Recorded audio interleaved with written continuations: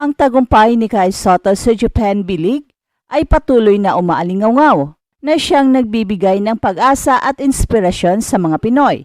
Sa kanyang pinakahuling laban kontra Nagoya Fighting Eagles, muling pinatunayan ni Kai na siya ay isang persang hindi dapat baliwalain sa international basketball. Sa kanyang nakakamanghang statline na 20 points, 9 rebounds, 3 assists and 2 blocks, makikita ang mas mataas na antas ng kanyang laro. Hindi lamang siya isang 7'3 giant, siya rin ay isang skilled at versatile na player na pwedeng magdala ng isang kupunan, lalo na sa ilalim ng matinding pressure. Sa unang bahagi ng laban, nagpakita ng agresibong depensa ang Nagoya laban kay Kai.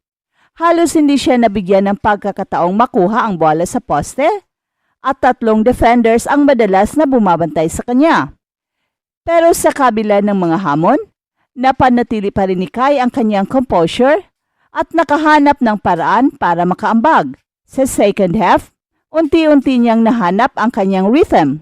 Isa sa mga highlight ng laro ay ang kanyang reverse dunk, na hindi lamang nagbigay ng energy sa kanyang kupunan, kundi nagpasiklab rin sa buong arena.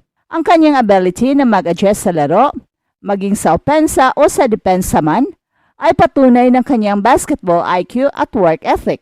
At isa sa mga pinakamahalagang aspeto ng laro ni Kai laban sa Nagoya ay ang kanyang kakayahan sa crunch time. Sa crunch moment ng fourth quarter, umangat ang kanyang laro mula sa mid-range jumper hanggang sa defensive block na nagbigay ng spark sa Koshigaya Alphas. Ang ganitong klaseng leadership at clutch performance ay bihira para sa isang batang player. Sa edad na 22 years old, kitang-kita na ang maturity sa kanyang laro at ito ang maaring maging susi para maabot niya ang NBA. At hindi rin matatawaran ang kanyang abilidad sa depensa.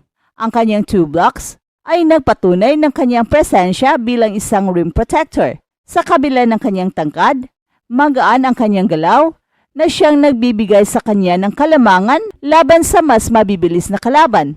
Ang ganitong kombinasyon ng size at agility ay isang bihirang katangian sa basketball. Dagdag pa rito, ang kanyang husay sa rebounds at court vision para sa assist ay nagpapakita na hindi lamang siya isang scorer, kundi isa rin siyang all-around player na maaring umangkop sa kahit anong sistema.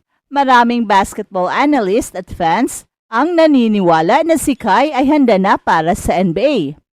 At ang opinyong ito ay merong basihan. Sa edad na 22, ang karanasan ni Kai sa iba't ibang liga at international na tournament ay siyang nagbigay sa kanya ng solidong pundasyon bilang isang player. Sa Japan B-League, patuloy niyang ipinapakita ang kanyang kakayahan na makipagsabayan sa mga veterano at atletang dayuhan.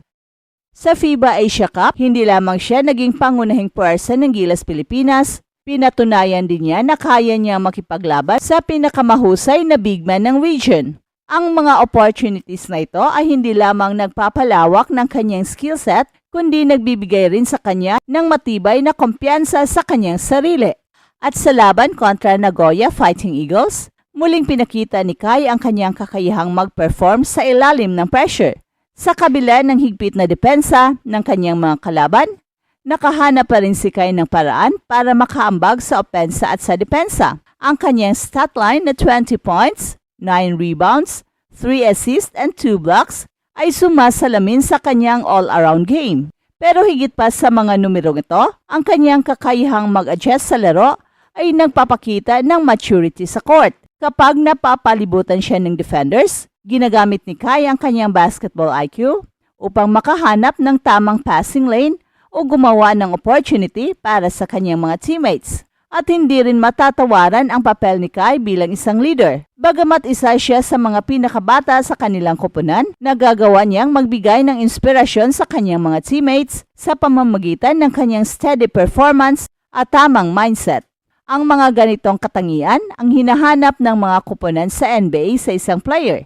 Sa isang liga na punong-puno ng pressure at expectations, mahalaga ang pagkakaroon ng isang player na hindi lamang umaasa sa kanyang talento, kundi marunong ding magdala ng koponan, lalo na sa mga crucial na sandali ng laro. Ang pagkakaisa ng kanyang natural talent, masigasig na pag-iensayo at pag-angkop sa modernong style ng basketball ay siyang nagbibigay daan para maisip na si Kai Sotto ay handa na para sa NBA.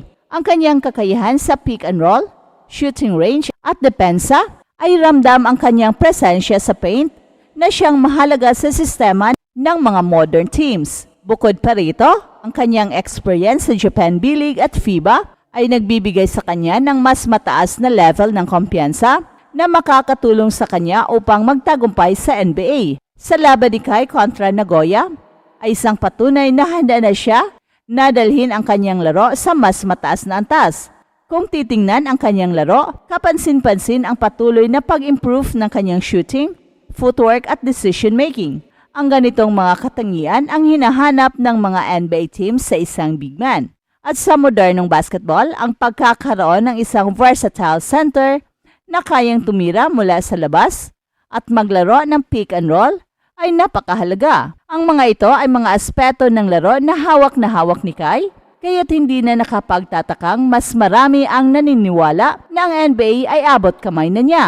Ang laban ni Kai sa Nagoya ay hindi lamang tungkol sa personal niyang tagumpay, kundi pati na rin sa representasyon ng Pilipinas sa pandaigdigang basketball.